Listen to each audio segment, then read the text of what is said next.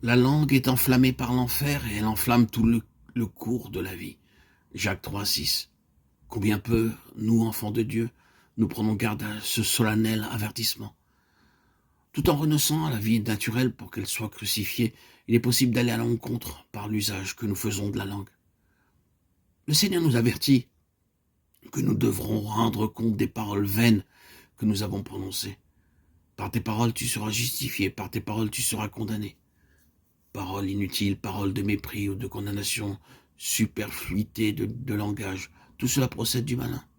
Le langage, la langue est enflammée par l'enfer. Elle enflamme tout le cours de la vie. Celui qui parle de lui-même, nous dit encore le Seigneur, cherche sa propre gloire. C'est ce que fit Job en se justifiant lui-même. Dans la fournaise de l'épreuve, il n'hésite pas à employer le sarcasme en répondant à ses amis. Il fait même des reproches à Dieu, enfin il se justifie. La langue est enflammée par l'enfer. Prenons-y garde. Qui est sage de la sagesse d'en haut? Qui le montre par sa douceur.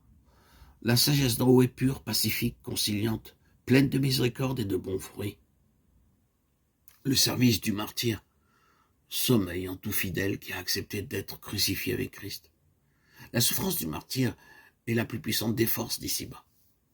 La résistance qu'elle oppose a souvent fait pencher la balance aux grandes époques et changer la face du monde.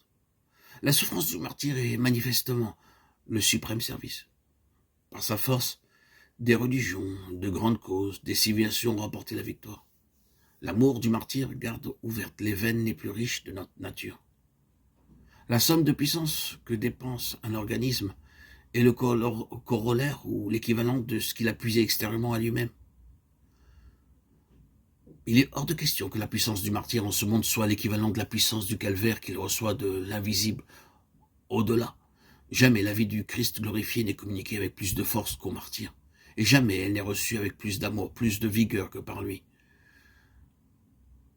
Le crucifiement donne sa loi au martyr, et le martyr est la loi du service. La souffrance est infinie.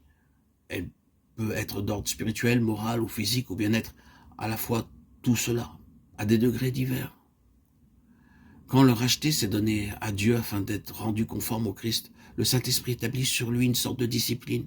Il prend soin que toute chose, toute souffrance intérieure ou extérieure, petit incident, épreuve, douleur, soit tellement saturée de sa providence et de ses desseins qu'il concourt au bien de l'affligé. La vie selon Christ est la vie crucifiée. Mais le chemin de la croix est le chemin de crucifiement.